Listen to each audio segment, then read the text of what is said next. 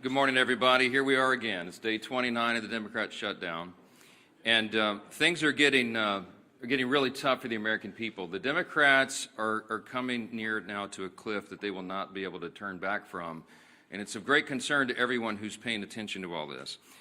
You will note that more air traffic controllers and TSA agents and park rangers are about to go without a paycheck. You've got families and children that rely upon SNAP benefits that are going to go hungry here at the end of the week. You've got more critical workers, by the way, including the people who are the stewards of our nuclear defense arsenal, who are forced to stay at home as the government remains closed. The Democrats own every one of these consequences. So we want to point out a couple of important facts this morning for you. It's no coincidence that polling this week confirms that over 70% of the American people believe the Democratic Party is out of touch. And amazingly to us, still every day, they turn their backs on more and more hardworking American families to prolong their pain. And that is exactly what's being felt here. It is incredible to us that they've now voted 14 times between the House and Senate to reject the clean, simple funding bill that would simply reopen the government. 14 times they have thumbed their nose at the American people in spite of their pain that they themselves have acknowledged. And as we've explained here, the motivation behind that is very clear. And this is why the polling is indicating what it is. The people know the Democrats are responding to fear. It is their fear of the most radical far-left voices in their party that has made them decide to obey the demands of the far left and to shut down the entire government and thereby inflict all this pain on the people.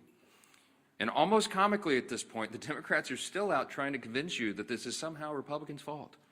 But the facts are the facts, and the American people can see that very clearly. They see the truth. We brought you a handy scorecard here so you can, follow the votes. I mean, this is very simple. The votes to pay the troops and federal workers and continue SNAP benefits and get air traffic controllers and Border Patrol agents paid. This is the vote tally. You see the dates here. The House did our work back on September 19th, and we voted, Republicans voted yes. Democrats voted no on all those things. And the Senate has now done it an additional 13 times. These are the votes. No one can say that this is in any way the fault of Republicans. We have a clean, simple bill, and everybody knows it. House and Senate Democrats are openly admitting that this is their shutdown. You have seen the highlight reel of all of them stumbling into admitting that. And yet they're also incoherently claiming that the shutdown is somehow on the fault of the other party. And the people aren't buying it. And that's why the polling continues to show that the approval of Republicans in Congress is rising with each passing day. And the Democrats, at the same time, Democrats in Congress have the lowest approval rating they have ever had since polling began, since recorded polling began on these metrics. And here's just an example yesterday. For example, CNN polling showed yesterday the approval of Republicans in Congress is up 8% since the shutdown began among independents. I mean, that's an important metric because people are paying attention. They understand what's happening and they see who is responsible. It's a really important thing to watch. Ronald Reagan used to remind us that you can always trust the American people, and we do. We trust their intelligence, and we trust their understanding of basic civics. In fact, we trust the American people's understanding of civics far more than the Democrats in this building right now. And a quick reminder of that is the people know that in the House of Representatives, you need a majority vote. You need 218 votes to pass legislation, to pass a clean, continuing resolution to fund the government. That's exactly what we did on September 19th. They also know that in the Senate, you have to have 60 votes to pass substantive legislation. And we've only got 53 Republican seats. That means we need, by the math, at least 7 Democrats to join us to reopen the government. Now, in other words, the Democrats are the only reason that the government is closed, and there is no other way to spin that, to make something else true about it. And of course, the Democrats know all that. We've seen their party leaders, and we've now made their phrases and their comments famous here every morning. Chuck Schumer, Whip Catherine Clark in the House. They've openly admitted that they're using the pain of the American people as their leverage. Why? To show to their base that they're fighting. And they're counting on the American people not noticing all this.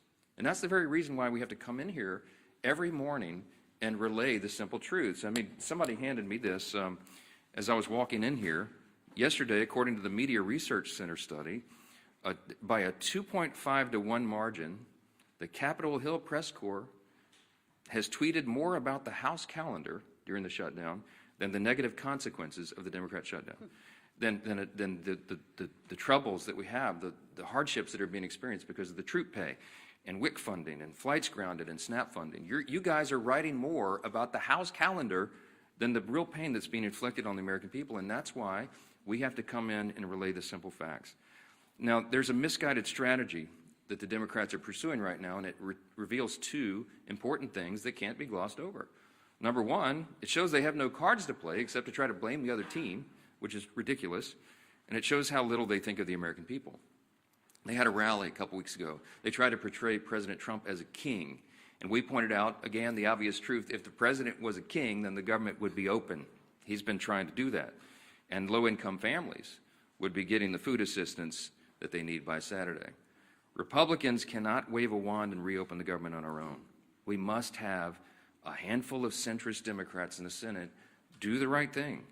And any Democrat suggesting otherwise knows exactly what they're doing, and they insult the intelligence of the American people. And by the way, every reporter in this room when they do that. Unlike Democrats, Republicans have nothing to twist or spin. We are just simply here relaying the simple facts and the truth. And the American people are responding to that. And that's why the polling indicates that they trust us more than the other side, because we are the ones here telling you the truth. We have nothing to hide. They are trying to obscure the facts. And by the way, the biggest unions are beginning to say the same thing. On Monday, the largest union of federal workers, the American Federation of Government Employees, came out, as you saw, and publicly urged Democrats to join Republicans and pass the House's short-term funding bill. The union president said, quote, "A strong America requires a functioning government, one that pays its bills, honors its commitments, and treats its workforce with respect by paying them on time."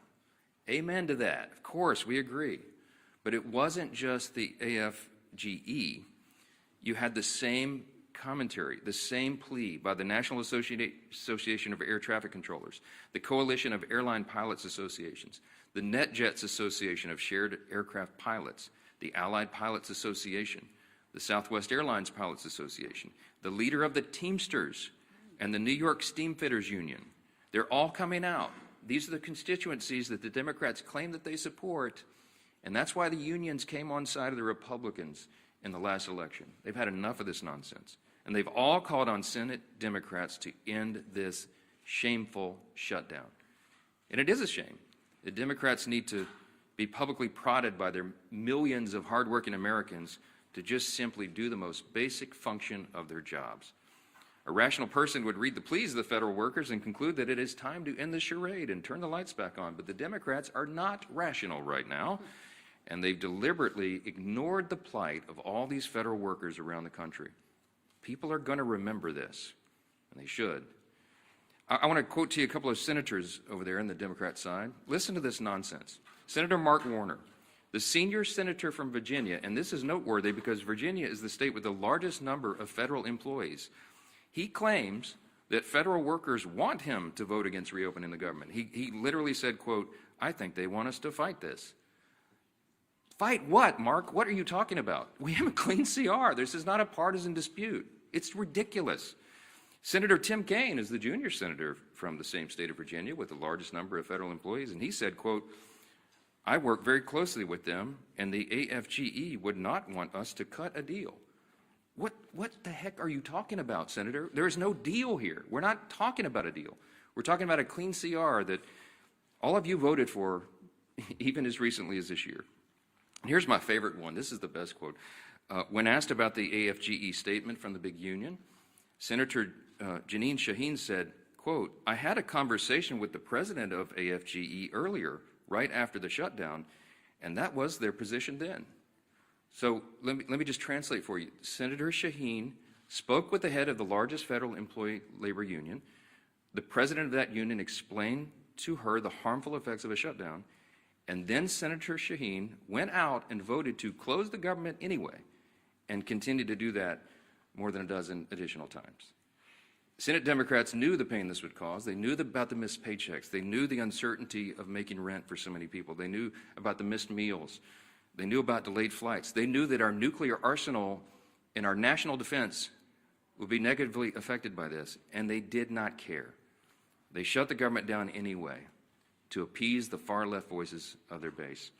And the Democrats have some soul-searching to do. Are they going to continue to do that? Are they going to run from the far left and do their bidding? Or are they going to do right by millions of federal workers and the American people who continue to show up to work daily without pay? Are they going to do right and reopen the government so that those people are taken care of instead of the Marxist far-left base in their party? That is the question. And we pray that Senate Democrats come to their senses before the situation becomes too dire. On Saturday, this gets very real. SNAP benefits will stop flowing to all those who need it. You're talking about tens of millions of Americans at risk of going hungry if the Senate Democrats can continue this gambit. Instead of taking a simple vote to fund the government, which Senate Democrats have now had more than a dozen opportunities to do, Democrat attorneys general are suing the federal government to try to compel SNAP benefits to flow despite the government being closed and despite the fact that there is no money to do that. Congress hasn't authorized that. The contingency fund for that was something they batted down when the Democrats decided to vote against the CR and shut the government. For Democrats, there's a much easier option on the table. Just go do your job and fully fund all these programs and all these categories of people by voting for the CR. That's it. You don't have to do anything for Republicans. Just do your job for your constituents. Until Democrats recognize the pain that's gone on for so long, Republicans will be in their districts helping their constituents clean up the mess that Democrats are making and help them make ends meet and help them find the assistance, the food assistance, and all these other things that they're going to have to rely upon. And joining us this morning to discuss the Democrats' shutdown impacts on our national defense and on foreign affairs is our great chairman of the House Foreign Affairs Committee and a decorated veteran of the U.S. Army, our good friend, Chairman Brian Mast. Brian? Thank you, Speaker.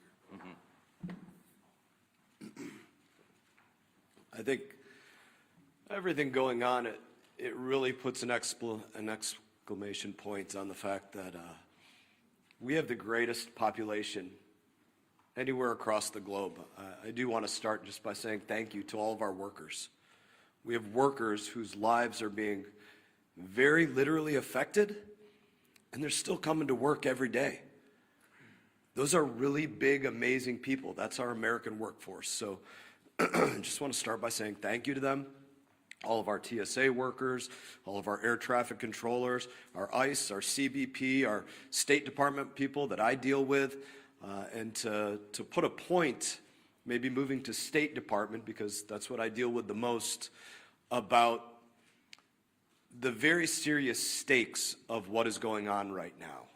Not just with people's lives and them not being able to pay their bills, but with what's going on across the globe. To juxtapose these positions, we have President Trump in Asia right now, very literally trying to make sure that the United States of America is not cut off from rare earth minerals or other things, which is what China is literally trying to do. That's why there was a threat of another 100% tariff, because China was sending around letters saying, all you neighboring countries don't sell to America. So the president is abroad trying to protect our homeland. And we have Democrats here at home doing everything that they can to weaken our homeland. That's a difference of values. And the stakes of those values is the future of the greatest country on the face of this earth. We should pray that our adversaries would be stupid enough to say they're going to prioritize funding feminism in Africa over the food stamps of their own people. They're not that stupid, but apparently Hakeem Jeffries is, and that's a real problem for all of us here. I was on the phone with an ambassador this morning. I'm not going to say where, but we have requests for people to leave embassies abroad because of very real threats that are going on. The people in that embassy are right now trying to figure out if they have cash funding to get fuel for vehicles or to have diesel to put in their generators because they don't have reliable electricity in the places that they're in. Those are the real world consequences. While they're also worrying about their paycheck isn't coming in, can their family back home buy groceries, pay their bill for student loans, pay for the fuel to get their kids to school, or the tuition at their children's school, or all the other things that they have to worry about while they're worrying about, can they even get out of country? So those are the difference of values. I guess I would close it by saying this. We need 5 Democrat senators to pull their heads out of their asses and go work for the United States of America. Thank you, Chairman Mast. Thank you for your service to our country and for keeping the focus where it needs to be on making sure America stays strong in the midst of turbulent times. And, you know, what's so sad about this shutdown is that we don't need to be in these turbulent times. It was a self-imposed wound that Hakeem Jeffries and Chuck Schumer have imposed on the country. And if you look over this last month of the shutdown, you've seen Democrats literally playing a Dr. Jekyll and Mr. Hyde game with the American people. On one hand, they'll try to say, it's not us, it's the Republicans. Gee whiz, as the speaker talked about, oh, they control the House, Senate, and White House when they know that they are the ones that are shutting the government down. And then on the other hand, Mr. Jekyll's side, they're saying that they know that they're causing pain on the American people. They admit that there is suffering, but they're doing it for leverage. So you can't have it both ways, Chuck Schumer. You can't wake up one day and say you're going to try to blame it on the Republicans, and then on the next day, you're trying to say that, gee whiz, we know that we're causing these problems. They're admitting they're causing suffering on people, but they're doing it for leverage. And they can't even explain what that leverage is, because they just need to show their radical base that they're having a fight with Donald Trump. It's all it's been about from the beginning. You really want to know who's calling the shots in the Democrat Party? You saw it on the stage this past weekend. Bernie and AOC on the stage with the new leader of the Democrat Party, Mondami. Maybe Chuck Schumer's waiting for Mondami to let him know when he can open the government back up again. But families can't wait, because the real suffering is going to begin. It's already been happening, but it really hits home this weekend when SNAP benefits run out. And they know that. But I'm going to go through some of the lies, the myths, the things that they say when they know better.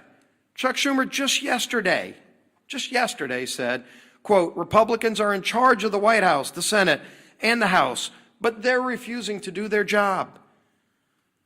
Now, Chuck Schumer's been in Congress since the 1980s. And he knows that every day he's been there, there's been a requirement that you need not 51, not a majority like we need in the House. He was in the House where you did need a majority, and then he went over to the Senate where it's always been a requirement that you need a supermajority.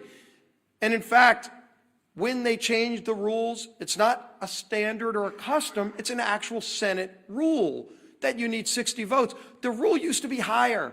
And in 1975, many of you might have thought Chuck Schumer voted for that rule. He came in just a few years after. In 1975 is when they lowered the threshold to 60 votes. It used to actually be a higher standard in the rules. And so every day Chuck Schumer's been in Congress, it always took more than a simple majority, in fact, 60 votes to pass these kinds of bills through the Senate. And he knows that. So you'd ask him, why is he trying to lie and mislead the American people? When he makes a statement like that, he knows he's trying to mislead the American people. And yet on other days, he does admit he knows he's causing suffering, but he's doing it for leverage. And so this game back and forth is what the American people are sick and tired of. Hakeem Jeffries, quote, we didn't view the current bill as anything other than a partisan Republican spending bill. He knows good and well that it was a clean CR. If Democrats still to this day don't know the difference between a clean CR and partisan bills, did they stop reading the bills? Because they used to vote for these bills just since 2017. Go look at the facts. Speaker likes talking about the facts. Facts are important here. Since 2017, 30 different CRs, 30 times CRs have moved to keep the government open. And do you know 29 of the previous times Chuck Schumer's voted yes. 29. This 30th time is the only time Chuck Schumer has voted no. And of course you'd say, well, then what's changed if he's voted? 29 out of 29 times before this, he voted for clean CRs. What's changed? This is a clean CR. What's changed is the Democrat Party has changed. Mondami is now running the party. That party has changed. But the American people still have the same needs. The American people, again, the clean CR doesn't solve our differences.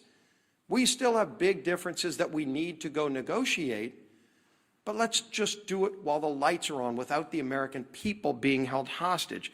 And of course, the final myth that's been out there for the beginning of this whole shutdown that we've debunked many times, that it's, quote, a total effing lie, that was Chuck Schumer's word, I think he actually used the word itself, that Democrats support free taxpayer-funded health care, free legals. That was Schumer saying that.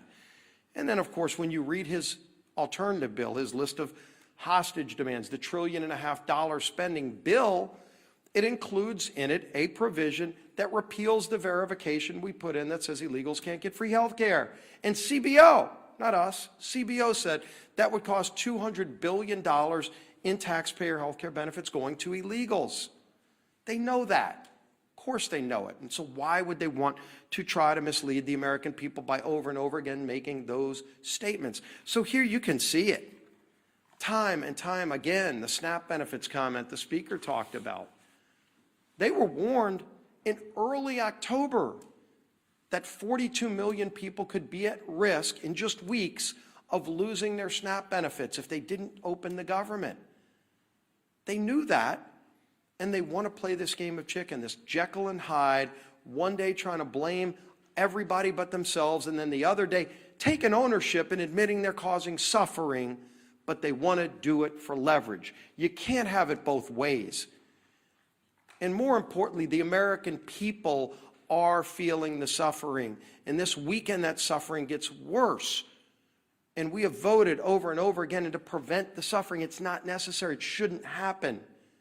And there's a way to avoid it. All they need to do is today, just 5 Senate Democrats need to get courage and say, we're not going to take our orders from Mondami or whoever else it is that are calling the shots over there. We're going to do the right thing and open this government back up so we can get into that negotiation over all of our differences, which are many. But just don't hold the American people hostage while that goes on. That'll bring up our whip. Tom Emmer.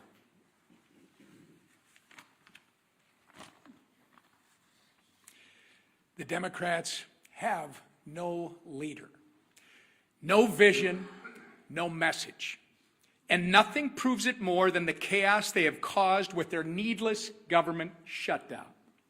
We are now 29 days into this mess, and the Democrats have contradicted themselves every turn with no exit strategy in sight. They've tried to make their shutdown fight about health care, while simultaneously demanding that we cut $50 billion in rural health care and give taxpayer-funded health care to illegal aliens. Not to mention the Americans who are suffering right now because critical health care services have been put on pause due to the Democrats' shutdown charade. On the issue of SNAP, Democrats are bending over backward to oppose Trump, using taxpayer dollars to fund frivolous lawsuits. Meanwhile, they are the ones causing people to lose their SNAP benefits by refusing to reopen the government. Remember, all of this could have been solved in a matter of 5 minutes by 5 Senate Democrats if they would do the reasonable and right thing by supporting our clean CR. The same CR that they supported just 6 months ago, and as we've said over and over, that they passed 13 times under the Biden administration. But instead, they'd rather run in circles, tripping over their own feet in the process and hanging their constituents out to dry. Why? In order to attain political leverage and score points with the radical Mamdani and Omar Fata, supporting that, by the way, for those of you that don't know, is the Mamdani of the Midwest, Omar Fata, supporting that wing of their party. Take it from the party who essentially wrote the government shutdown playbook. It doesn't work. Shutdowns achieve nothing but hurt everyone. So enough with the political games. Pass our clean CR and let's reopen the government for the people that you were elected to serve.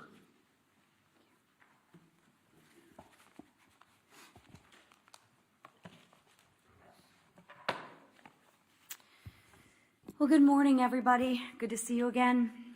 Let's get one thing straight right out of the gate. House Republicans did our job. Senate Democrats didn't. It's that simple. More than 1 month ago, under the leadership of Speaker Mike Johnson, the House passed responsible legislation to keep our government, your government, open. Meanwhile, Senate Democrats voted again and again to keep it shut down.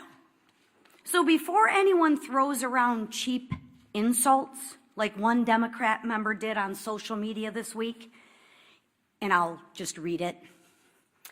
Lazy Mike Johnson has made himself irrelevant and pointless. You know, I always find that funny. When you can't beat us on the issues, what do children do? They personalize it. And that's exactly what this member is doing. He can't beat us on the issues. So he wants to attack our leader, who has done a remarkable job, and personalize it. We're not in 6th grade anymore. But maybe for some people they are in 6th grade. But let's remember the facts. Republicans acted. The Democrats stalled. Mike Johnson has shown leadership, discipline, and focus. And what's lazy, I'll share with you what's lazy, is Democrats refusing to do their job and blaming everyone else for the problems in which they created. Because what Democrats are doing is wrong. And Americans, real Americans, hardworking Americans, are getting hurt. I, for one, have had it. And I don't think I'm the only one out there. On Sunday, a Democrat House member admitted to the Wall Street Journal that his party is being pushed by far-left groups. He said the quiet part out loud, everybody. He said what we've been saying forever. He said Democrats were lying to the American people about the reason behind the shutdown. Well, that's a shock, right? It isn't for health care. It isn't for health care, because if it was about health care, they wouldn't have stripped the $50 billion rural health care fund. I mean, come on, Democrats, get your stories straight. At least get a good story that you can spin to the American people, but you can't even keep your story straight. Listen, what the speaker said, Ronald Reagan was right. Trust the American people.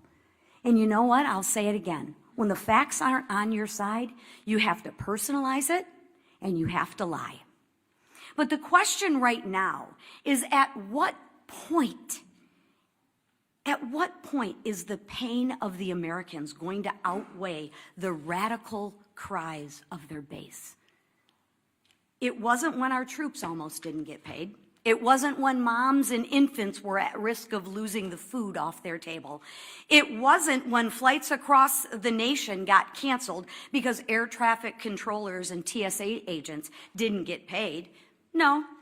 When that happened, Democrats said, every day gets better for them. Really? Maybe because they're getting paid while the people who they represent are not. That's what they said. They said pain for the American people was their best leverage. They said maybe it was uncomfortable, but it was worth it to them. Really? Think about that. Let that settle in. Let that just sit for a minute. So now I ask, will it be enough pain this weekend when 42 million Americans lose access to food on their table? Will it be enough when 2 million Americans miss a paycheck? What Democrats are doing right now is absolutely cruel, but it's also dangerous. And I think Chairman Mast spoke very well on this issue, but let's build on that. When our skies aren't staffed, when our borders aren't secure, and when our troops are at risk of missing a paycheck, that is not a political strategy. That is a national security threat. Enough is enough. Americans do not want to be used as leverage. And they don't want to be used as leverage for another $1 trillion of wasteful spending. They work way too hard for their paychecks. They want relief, they want leadership, and they want results. Democrats, please, I implore you, do what's right. Democrats, do what's right. End the shutdown. End the suffering for the American people. Stop, as you say, leveraging the pain. Vote for the Clean CR funding bill and let America move forward. Thank you. All right, questions? Manu, go ahead. Given how dire the you expressed for so many Americans right now, how do you justify the administration giving this big, massive bailout to Argentina, as well as calling for an increase in beef imports from Argentina? Look, we give foreign policy, the execution of foreign policy to the executive branch, and that's what the president is doing right now. There's lots of nuances about that. He's involved in negotiating trade agreements around the country to the great success and benefit of the American people right now. Dozens of them being worked out. He's overseas right now doing the same thing. And what he accomplished in Japan is a remarkable thing for the American people. And by the way, they've agreed to invest $550 billion into America, and that's good for everyone. So I can't get into the nuances of every single trade agreement with every country around the world, but we're going to trust the president to do what he's doing. He's had a remarkable track record of success for the American people, and nobody in this room can refute it. So I'm going to leave it right there. Chad, let's talk about the government shutdown. It's the main important thing right here. Chad, go ahead. Can you talk about some of the members in, excuse me, can you talk about some of the members in your conference who have expressed concern about the House being out, or saying that this has gone on, too long, we need to maybe have another CR or take another approach or do something on health care? Yeah. Can you talk about what that is like and some of the things that you're hearing from your members who are saying, this is really going on? Well, you all know what I'm hearing from my members because our calls are leaked every week, and we had a conference call with almost everyone yesterday. By our count, there's about 3 to 4 members of the House Republican Conference who have only mildly questioned working in the districts as opposed to being here on the floor. And we talked through that in as much detail as we can on a call that I know is being printed on the front page of all the papers the next morning. But I can tell you that 99% of all the Republicans in the Senate and the House heartily agree with what we are doing. They understand the most important thing and the most important function and the basic and most simple thing that government must do is keep its operation going for the people. That is the first job of Congress. And when we can't do that, everything is paralyzed. And so we have made that the #1 emphasis. We need the Senate Democrats to do what they have always done in the past. Don't make me tell you all the facts again. 13 times during the Biden administration alone, they voted on CRs to keep the government going. They know the pain they're inflicting. They do not care because they're more afraid of the radical left Marxists in the base than they are the American people. That's plain and simple. And so it's painful for them, for us to get up here every single day and relate again the simple truths. We have to do that. The repetition is what makes the truth saturate, because most of the mainstream media is giving us headwinds. They're pushing back, as I just demonstrated from you from the results. The research proves what we know intuitively, that the mainstream media, most of the legacy media, is parroting the talking points to the other side. You are not asking Chuck Schumer the hard questions. You're not asking Hakeem Jeffries the hard questions. Not enough of them. They're hiding. And they think that they can appease the radical base because they're more afraid of the voices of the far left corner of their party than they are everybody else. And I think there's going to be a big price to pay for that in the future. Yes, sir, right here. Religion News Service has tracked 5 different instances in the last few weeks.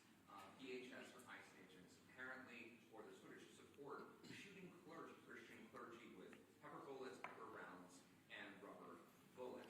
There was viral video of a Presbyterian minister being hit in the head with pepper rounds, and just last week a UCC minister was shot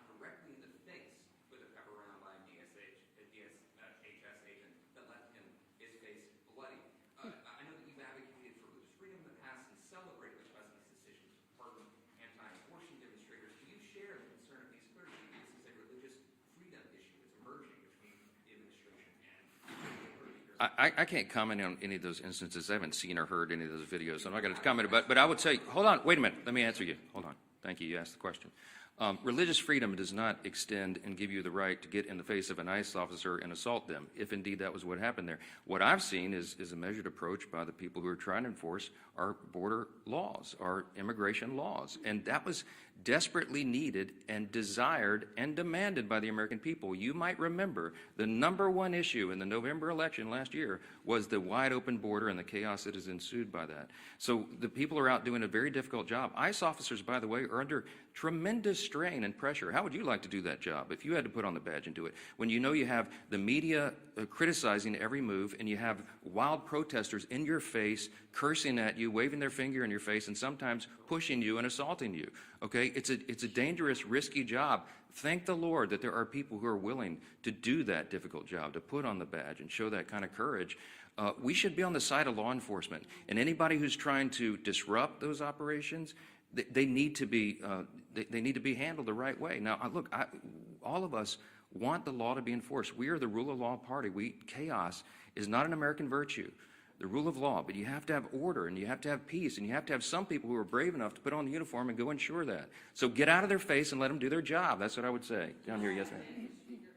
We're getting closer to the November 21st deadline for the CR that you guys passed. We're almost 3 weeks away from that. Is it time to bring the House back to pass a new CR with a new date? Is fewer than 3 weeks enough time to finish appropriations? Wouldn't that be a futile exercise when we have a CR that's been sitting over there since September 19th? If I brought the House back and we passed another CR, it would meet the exact same fate with Chuck Schumer. He would mock it, they would spike it, and they would try to blame it on us. So what would be the point of that?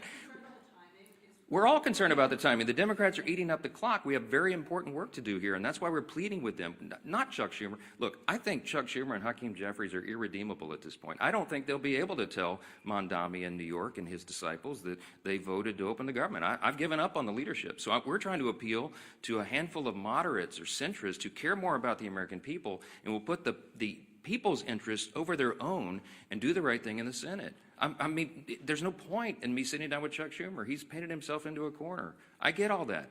Mondami it looks like he's going to win and be the mayor of New York City. And Hakeem Jeffries came out and endorsed him. That's all you need to know. Hakeem Jeffries is terrified that Mondami, one of his disciples, is going to challenge him in his own seat in the election next fall. You've already seen that rumored. Some of you have reported on it. So he had to do it. He had to endorse socialism. He had to endorse Marxism. This dangerous ideology that has taken over the Democrat Party.